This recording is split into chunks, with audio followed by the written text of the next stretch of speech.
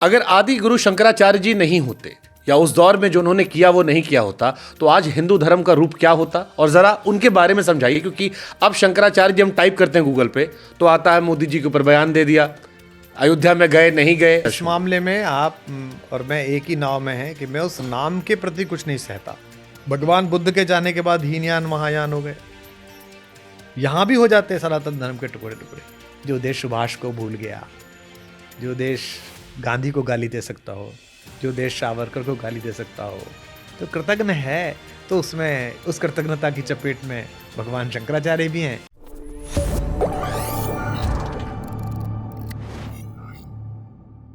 अगर आदि गुरु शंकराचार्य जी नहीं होते या उस दौर में जो उन्होंने किया वो नहीं किया होता तो आज हिंदू धर्म का रूप क्या होता। और जरा उनके बारे में समझाइए, क्योंकि अब शंकराचार्य जी हम टाइप करते हैं गूगल पे तो आता है मोदी जी के ऊपर बयान दे दिया, अयोध्या में गए नहीं गए। बड़ी पॉलिटिकल खबरें आती हैं, धार्मिक खबरें या धर्म से जुड़ी जो आपको जानकारियां मिलनी चाहिए, जो हम उम्मीद करते हैं वो अब नहीं सुनाई पड़ती है। इसलिए मेरे मन में कई बार तकलीफ भी होती है उस नाम को लेकर, क्योंकि उस नाम ने बहुत कुछ हमें दिया जिसका हमें आज थैंक यू करना चाहिए। तो जरा बताइए आज हमारे इस दर्शक। मामले में आप और मैं एक ही नाव में हैं कि मैं उस नाम के प्रति कुछ नहीं सहता।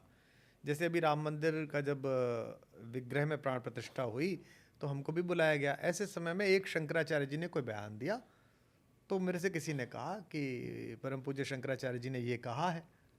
किसी एक मठ के शंकराचार्य जी ने कहा आप इस पर टिप्पणी करिए। मैंने कहा भाई मैं जिस परंपरा से आता हूँ उसमें तो अपने पिता के सामने भी नहीं बोला जाता। ये तो पितामह हैं हमारी सनातन धर्म की पीठिका के। मैं तो उनके किसी बात पर अच्छी हो बुरी हो, उन्होंने सही कहा हो गलत, मैं कोई टिप्पणी नहीं करूँगा।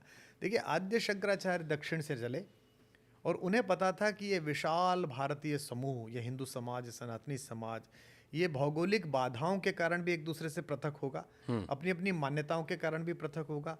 तो जो मैं वैज्ञानिक बात कह रहा हूँ, उन्होंने इतनी वैज्ञानिक रीति नीति अपनाई कि आप देखिए कि केदारनाथ और बद्रीनाथ के जो पुजारी हैं वो दक्षिण के हैं, और जो वहाँ पूजन होता है दक्षिण में वो गंगोत्री के जल से अभिषेक होता है। उन्होंने इनको चारों को ऐसे बांधा कि ये चारों एक दूसरे के बिना जी ना पाए। अन्यथा भगवान बुद्ध के जाने के बाद हीनयान महायान हो गए। यहाँ भी हो जाते हैं सनातन धर्म के टुकड़े टुकड़े। एक सनातन इनका, एक सनातन इनका, एक सनातन इनका। लेकिन आज जो सनातन धर्म एक है, राम कृष्ण शिव सरस्वती लक्ष्मी, जिनके देवत्व की परंपरा में है, उसके पीछे हिंदुओं का कोई रिचुअल, सनातनियों का कोई रिचुअल आद्य शंकराचार्य के कथन के बिना पूरा नहीं होता। आप विष्णु जी की आरती करनी हो तो विष्णु सहस्त्रनाम पढ़िए, दुर्गा सप्तशती पढ़िए, गंगा जी के जाइए तो फिर गंगा कोई। अब दक्षिण का व्यक्ति माता को ऐसे देखेगा। मैं यहीं पैदा हुआ गंगा जमुना के दुआबे में, गंग नहर में तैरा। मेरे गांव में जो गंग नहर पास में जाती है, हमारे खेत लगे हुए हैं, वहाँ हमने घंटों बैठ के गंगा की धारा को निहारा।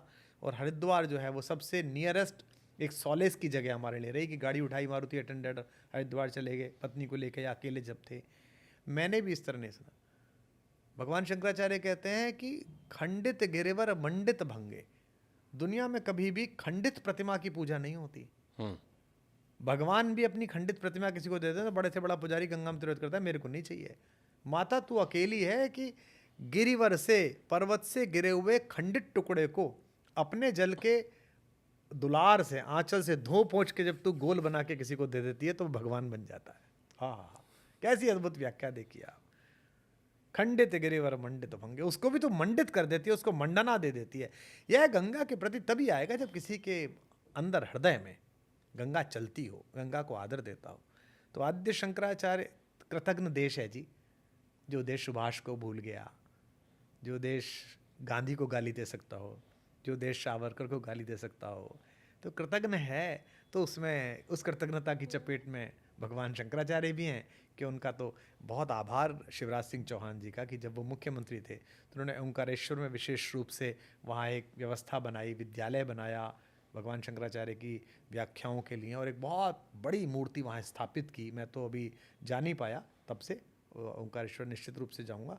अन्यथा तो आम किसी भारतीय बालक से पूछिए सनातनी से कि आद्य शंकराचार्य, तो वो शंकराचार्य वही समझेगा जो इन दिनों शंकराचार्य हैं। वे भी उन्हीं की परंपरा में है, लेकिन उनका जो था, और इतनी कम आयु में जाके केदारनाथ, 32 साल की उम्र में, 32 वर्ष की आयु में पृथ्वी पर कोई ज्ञान ही नहीं बचा था, और ऐसी पताका फहराई, जो सामने आया उसको अपने शास्त्रार्थ से पराजित किया, उसे सम्मोहित किया, उसको साथ लिया और एक व्यक्ति इतना चमत्कार कर सकता है, मुझे नहीं लगता दैवीय प्रतिभा बिना ईश्वरीय कृपा के, बिना ईश्वरीय अंश के संभव नहीं है। हमें आपको आज केदारनाथ जाना, हालत खराब आती है अगर चार्टर ना यूज करें। चार्टर ना यूज़ करो तो हवा खराब हो जाती है। और आप देखिए वहाँ थोड़ी देर बाद लग रहा था कि चलो अब कैसे होगा, वहाँ उस तक दौर जाके में। स्थापना करा देना और वहाँ विश्राम करना, वहाँ जाके अंतिम विश्राम वहीं हुआ उनका, तो अद्भुत ही है।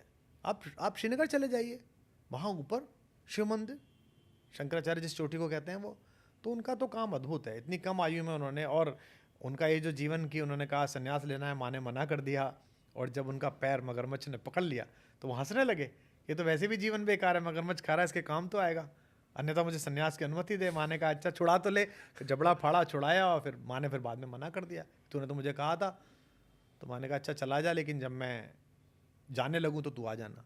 तो मध्य भारत में थे, जब उन्हें आभास हुआ कि माँ जाने वाली है तो वापस लौटे। और सन्यासी अंदर नहीं जा सकता अपने घर के, सन्यासी का घर नहीं होता, सन्यासी तो अपना पिंडदान करके निकलता है, कहता है अब कोई है नहीं पृथ्वी पे, पूर्व जन्म कहते हैं उसे। सन्यासी बात करते हैं ना, आपके पूर्व जन्म का क्या नाम है, आप पूर्व जन्म कहाँ था आपका, तो द्वार पर ही बैठे रहे हो।